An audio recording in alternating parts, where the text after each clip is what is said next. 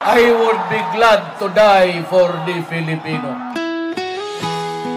The Bible says, there is a time to be great. Kagaya ko, presidente ako. I do not know why. But there will always be a time that I will be nobody. And maybe to die. There is always a time for plenty. But there is always a time for one. There is always time to be merry, happy. A time to be sad. A time to be healthy, strong. Kung bata ka pa. But sure as the sun will rise in the east, we will get old.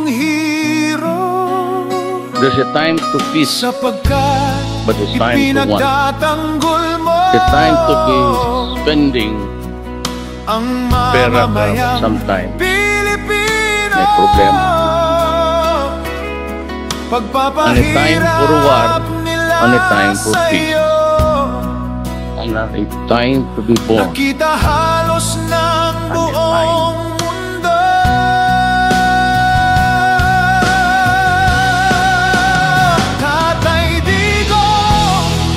Rodrigo Duterte, salamat sa iyong kabutihan. Pilit ka mang inilayo sa bayan na iyong sinilangan. Ang laban na naiwan mo ay laban na ngayon ng totoong Pilipino. wala akong agenda. Wala akong dinagdag na baski isang poste sa bahay ko. Sinubukan Wala akong bagong linisin kotse. ang ating Hindi ako bansang Pilipinas. Dinibdib ko talaga ang trabaho Napahina mo ang para sa droga bayan. at talamak na korupsyon sa bansa. Siningil mo ang mga oligarko, tinanggal mga kurap na politiko, gumawa ng mga infrastructure, pinaayos ang agrikulture, tinaas ang sweldo ng kapulisan, pinalinis ang mga lansangan para sa kaligtasan ng mamamayan.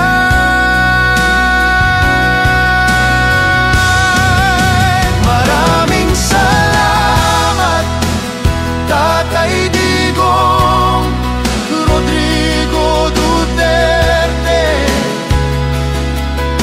Ikaw ay isang dakila para sa amin. Ika'y bayani sa walang katapusan na pagmamahal sa ating bayan. Ikaw ay aming makabagong hero, sapagkat Wala akong bagong mo Hindi ako napapigil ng credit ang mamamayan Dinibdib ko talaga ang Pilipino. trabaho para sa bayan. Merong pamilya na taga-norte, humingi ng tulong kay Rodrigo Duterte. May palibing ang kanilang ama sa libingan ng mga bayani. Dekada na ang dumaan, walang pumayag na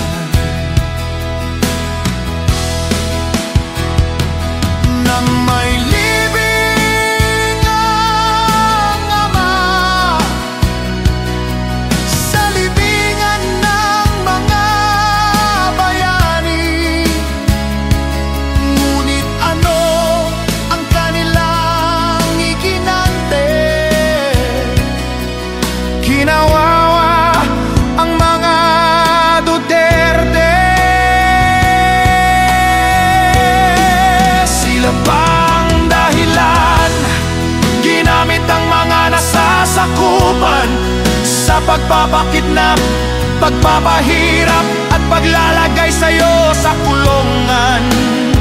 Mga walang utang na loob, ginamit lang ang mga Duterte. Sila pala ay mga Judas, mga taksil at walang budhi.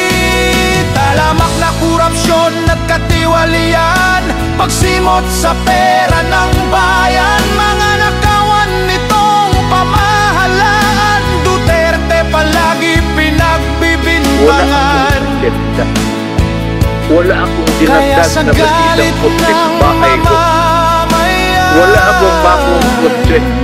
Hindi ako nakatigil ng mag-deliver. Binibig ko talaga ang trabaho ko para sa bayan. Upang magpahayag ng nararamdaman, kahit ginigipit at hinahadlangan. Ito'y hindi dapat pinipigilan ng ating pamahalaan, pagkat magbabadya lang ito ng himagsikan.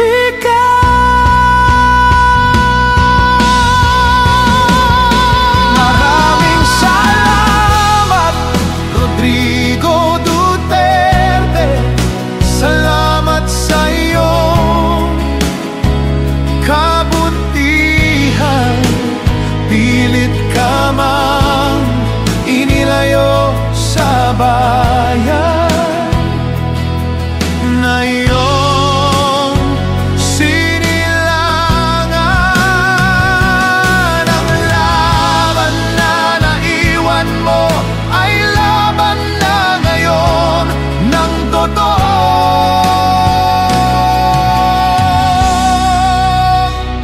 Pilipino,